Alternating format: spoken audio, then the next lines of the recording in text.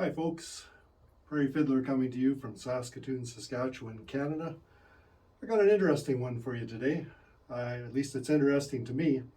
In my travels here, I've accumulated a couple of violins that I wanted to do a comparison on. And the local brick and mortar store sells these two violins. They're kind of a, let's say, a medium student kind of violin, maybe. The one is the Eastman VL80, and the Eastman VL80 comes with bow and case.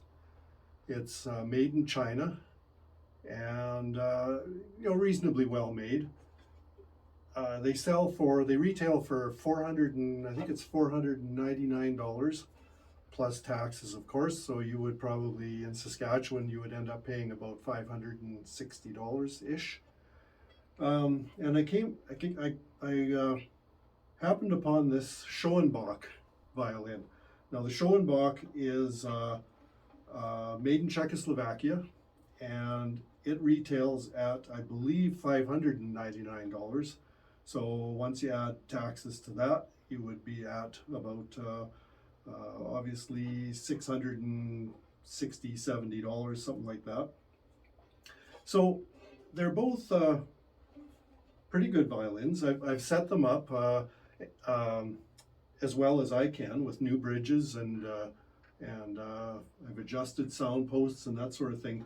Now the Schoenbach, it had a sound post crack, and so that's why I was able to pick it up for a reasonable price. Now I've repaired that sound post crack. It's repaired and cleated inside. It plays very well, but I've set both violins up with D'Addario Pro Arte strings, and so as a comparison, the Schoenbach, now physically it's a bit of a heavier violin. It just feels heavier. It's the dimensions. The ribs are about 0.1 or about 1 millimeter. About 1 millimeter deeper than the Eastman. The length of body is about, I think the Schoenbach is about 2 millimeters longer. The workmanship in both of them is actually pretty good, pretty reasonable.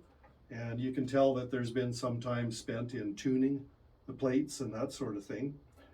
The lumber, or the wood, is really very similar in both of them. I'd say the Schoenbach is here, and it has quite a bit wider grain spruce on the top than the Eastman.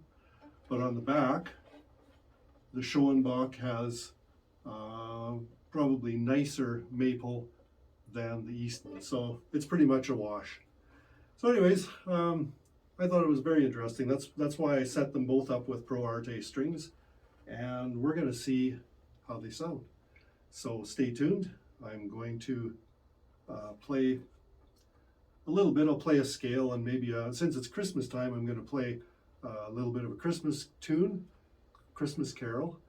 And now I'm not a professional violinist by any means, and so some of you may have issues with intonation problems that you hear. Well, sorry, I can't do anything about that. This is as good as I play. So anyways, stay tuned, and I will do a little sound comparison. Not scientific, but we'll see. All right, here's this is the VL80, Eastman VL80, and let's give it a bit of a workout here.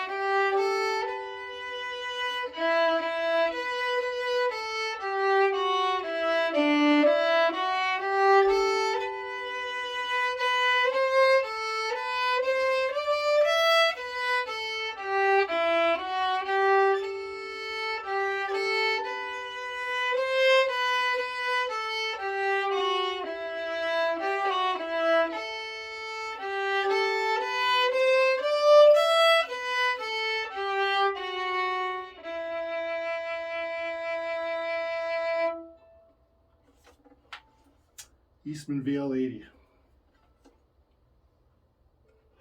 And here is the Schoenbach 220 actually is the number of it. Retails for about $5.99 plus taxes.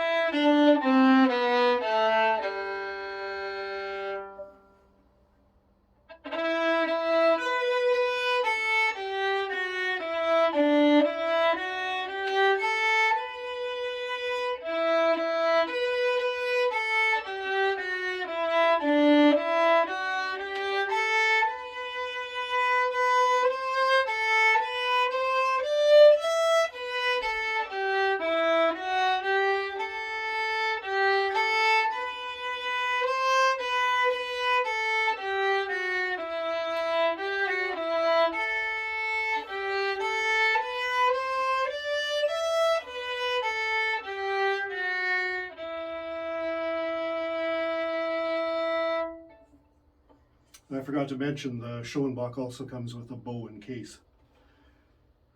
Anyways, there you have it. My impressions. The VL80 is a little sharper, a little maybe clearer. I would say the Schoenbach is a nicer violin as far as it's got a little bit of a more low, mellow sort of a timbre. I'm not sure how the projection will come out on the camera, but if I had to pick, boy, it's quite a toss-up actually.